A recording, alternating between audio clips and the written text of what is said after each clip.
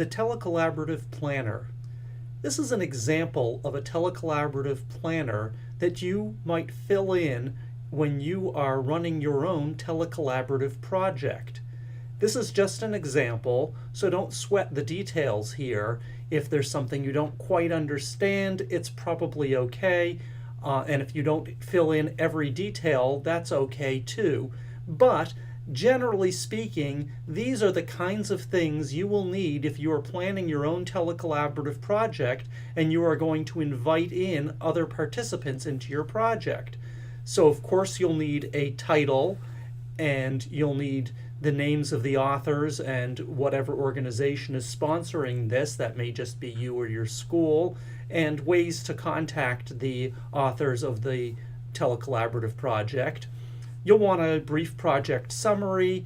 You'll want to know which participants are targeted for this. So as you advertise this, and you'll use this information for an advertisement, you need to be clear. Is this for third graders only? Or is this for all elementary school? Or is this K through 12? You want to tell people who's participated. And then you also want to know, how many classes do you want?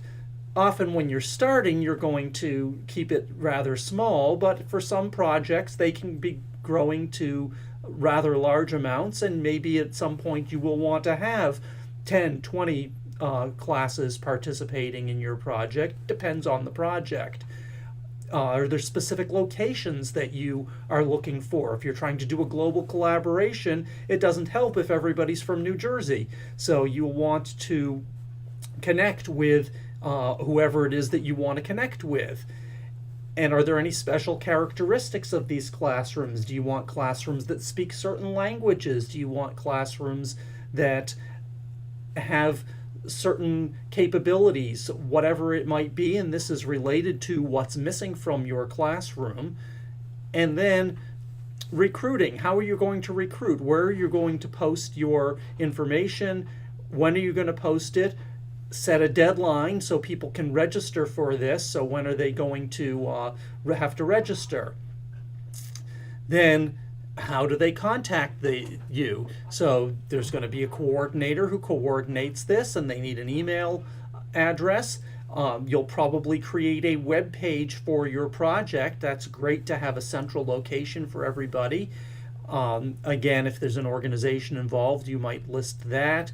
If there's a phone that you want to list, not necessarily, but you might want to have phone contact information, and postal mail so that they can mail something to you as well. So now you want to think about the objectives. What are the objectives of the project? What are you going to get out of it? What are your students going to get out of it? And what will all the participating classrooms be getting out of that? And skills. So what skills are you targeting? And subject areas. It's really helpful to know the subject areas because not every teacher teaches every subject area. And so when somebody's trying to decide whether they want to participate, the first thing that they'll think about, well, is this even related to my subject area that I'm interested in? Then you'll want to think about the resources needed. Is there some kind of specific telecommunications that's required, or some kind of specific hardware? Nowadays, it's fairly common for everybody to have access to digital pictures. Back in the old days when these projects were first becoming popular, it wasn't easy for everybody to take a digital picture and post it somewhere or send it over the internet. But that kind of hardware is stuff that you'll need to know about. Maybe you're taking temperatures. Will they need thermometers? What's going to be required? People need to know what the requirements are in terms of telecommunication, hardware and software, and anything else that you might have. So are you going to be communicating via Skype? Well, you need to let them know that they need to be able to access Skype or Zoom or whatever it may be. Are they just going to be communicating through email? Again, all the requirements you need to know. Then you need to start mapping out what the activities are, what they're going to do, and the time frame. When you're leading a project, the time frame is very, very important because teachers need to plan around that. So you want to let people know what the time commitment is and when things are going to happen. There's a wide range of projects, as you've seen, and in that wide range of projects, there can be something that happens over one day, and that's great. You'll want to schedule that and tell people what's the one day that this is going on. Some things happen over several weeks, and they need to do stuff from one week to the next, to the next, to the next, and you need to let them know what that commitment is. Sometimes it's a big commitment. They need to spend hours of time each week. Sometimes it's a small commitment. We need you to do something for 5 minutes on Wednesday every week, and that's okay. Then you'll want to have a sense of how you're going to evaluate student outcomes. So how do you know? How are you going to assess the students themselves? And are there any classroom management strategies that you have to share with participants as the leader of this project?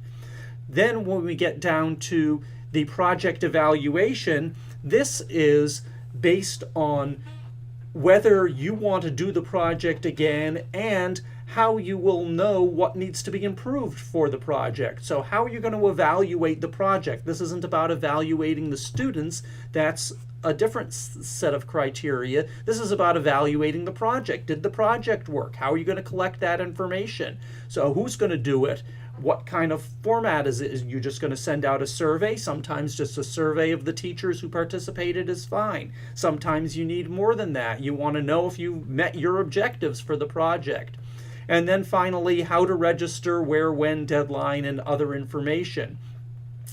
And this form doesn't include that, but once you've filled out the form, all the information that you need can be used to create some kind of an advertisement for your project. So that's the form. Again, don't sweat the details. This is just an example form. You could make up your own form. You could fill out a different form if you find one, but you definitely want to have this basic level of planning as you move into the project.